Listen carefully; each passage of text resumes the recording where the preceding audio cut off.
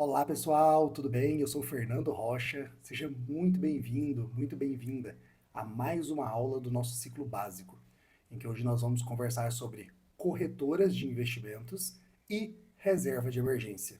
Tá? Então, nessa primeira parte, nós vamos falar sobre corretoras, como fazer a seleção da sua corretora de investimentos. Tá? O que são, o que é importante da gente avaliar, quais são os critérios que a gente determina para poder fazer essa escolha com mais assertividade.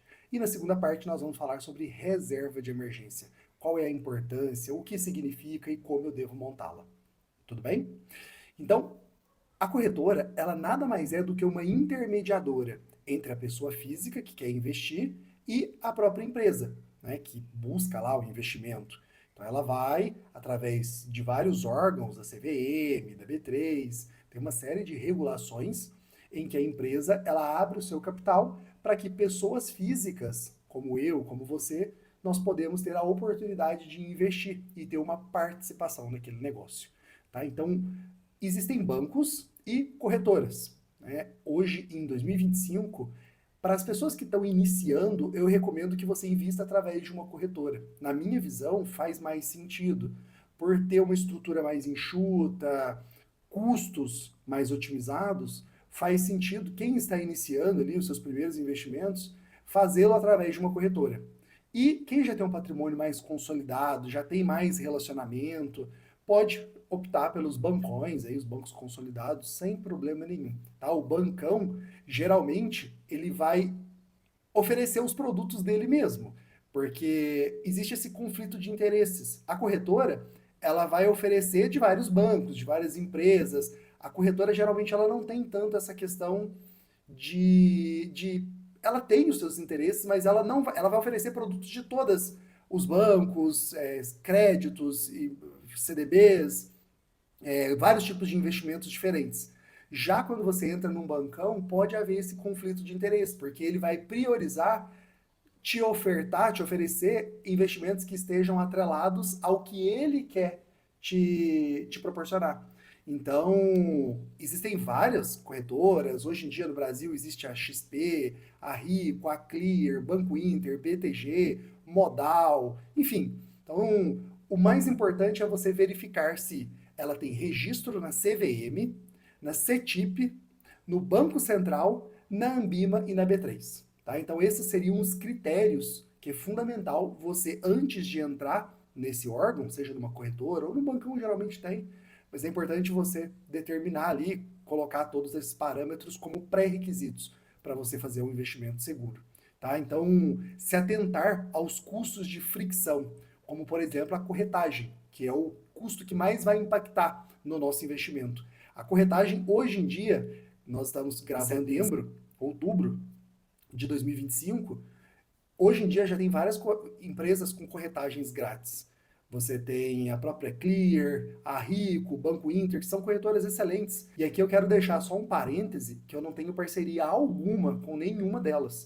Eu quero deixar isso muito claro. Eu recomendo porque, de certa forma, eu sou ou já fui cliente de alguma delas e atendeu bem os meus critérios, sem problema nenhum. Então, eu não vejo problema nenhum em indicar. Então, existem esses critérios que a gente precisa avaliar muito bem, a idoneidade, a reputação, são básicos para a gente conseguir fazer um investimento muito seguro. Então, quais são os critérios propriamente ditos que a gente precisa analisar para poder tomar uma decisão assertiva? Primeiro, como é a plataforma? Ela é limpa, ela é fácil, ela é intuitiva de você fazer ali todas as configurações? Te agrada essa plataforma? Então, na minha visão, essa seria o primeiro ponto. Segundo, atendimento. Como que é esse atendimento? Suporte, a qualidade, a agilidade. Você pode entrar em sites como Reclame Aqui para poder fazer essa análise, ver o que as pessoas estão comentando, se tem muita reclamação. Então, eu recomendo você analisar esses pontos, tá? Então, plataforma, atendimento, custos operacionais, também fundamental.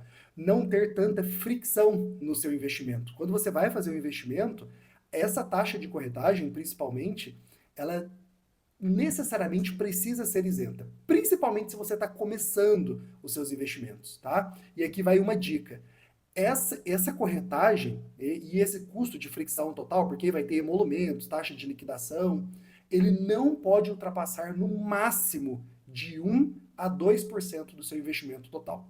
Tá? Então eu vou fazer um investimento, ele não pode ultrapassar 1 a 2% de todo o meu investimento apenas com esse custo de fricção e principalmente a corretagem. Tá? Então, plataforma, atendimento, custos, estabilidade. Porque se você investe em alguma corretora grátis, obviamente a corretora ela precisa sobreviver e tem os seus custos. Ela precisa ser operacionalmente viável, mesmo que ela não dê lucro, mas ela tem ali o suporte, tem data center, tem pessoal, infraestrutura por trás. Então ela precisa pelo menos se custear para ser ali uma porta de entrada para talvez outra corretora. Aí cada, né, empresa tem a sua estratégia. Mas é muito importante você ter uma corretora que tenha estabilidade. Porque se ela é de graça, geralmente ocorre muita instabilidade. Às vezes, um ou outro período ela pode ficar fora do ar. E no momento em que você vai investir, por mais que isso não gere perdas para você não conseguir fazer o seu investimento em um determinado dia, geralmente não vai te trazer grandes perdas. Tá? Então, é fundamental entender isso. Que você fazer um investimento num dia ou no outro, para nós que seguimos a estratégia de buy and hold, ela não vai fazer tanta diferença. Então você pode comprar no outro dia sem problema nenhum. O problema é que vai te gerar insegurança, porque se aquela plataforma está fora do ar e aquele ali está lidando com o seu dinheiro, com o seu investimento, seu patrimônio, aquilo vai te gerar uma certa incerteza e insegurança.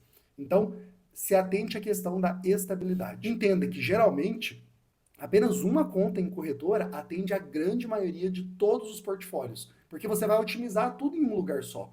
Né? Então, se atente à contenção de custos, a questão da corretagem, no máximo de 1 a 2% do seu investimento, robustez, tá? Para não ter instabilidade, ficar fora do ar, isso é fundamental.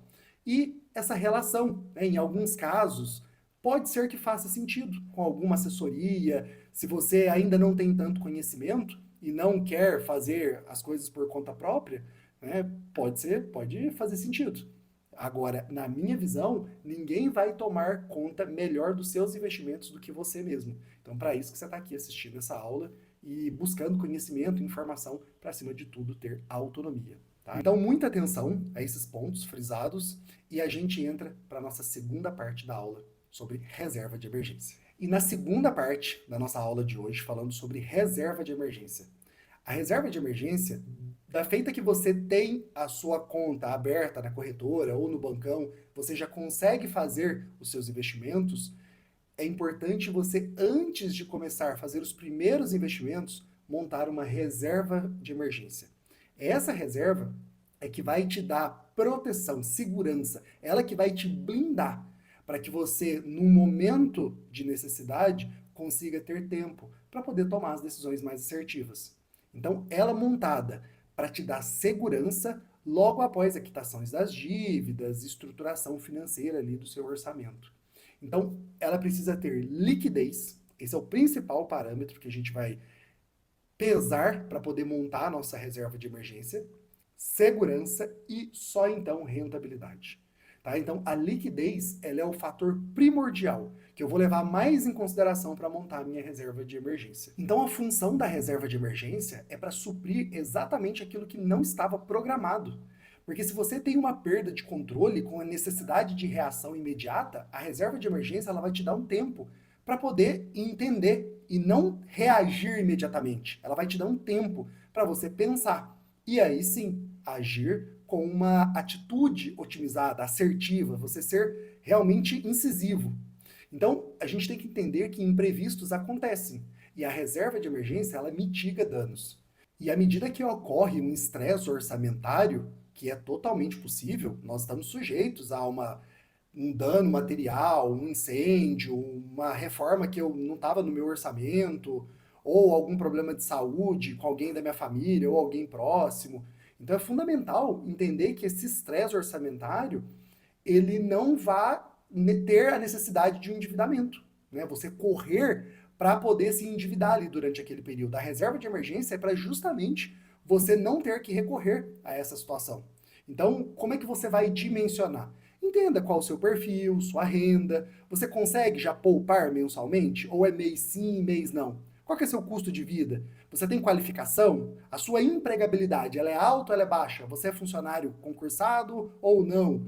Tudo isso faz parte de uma análise específica em que você, me respondendo, a gente vai conseguir dimensionar se faz mais sentido eu ter mais meses ou menos meses, um valor maior ou menor. Então, tudo isso, né? Qual a sua estrutura familiar, se você ajuda seus pais, tem filhos, todas essas perguntas devem ser colocadas em consideração no momento da montagem e dimensionamento dessa reserva de emergência, que eu sugiro de 3 a 6 meses. É fundamental você ter essa gordura para te dar tranquilidade. Se o pior dos cenários acontecer, você ficar sem emprego, acontecer algum problema, você tem esse tempo para poder sim, aí sim tomar a decisão mais assertiva. Tá? Então, os principais parâmetros de uma boa reserva de emergência são liquidez, tá? Liquidez imediata, com volatilidade nula. O que seria isso?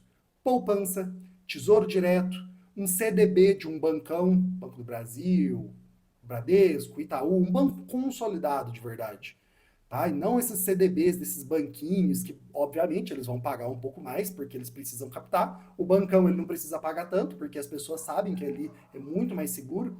Então, à medida que você vai montar a sua reserva de emergência, você precisa ter liquidez.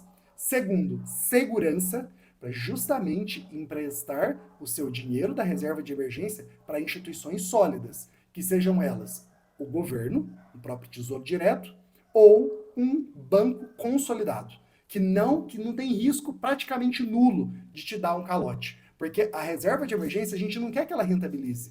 Nós queremos é proteção desse capital. Não faz sentido eu assumir um risco muito grande em troca de um retorno muito pequeno.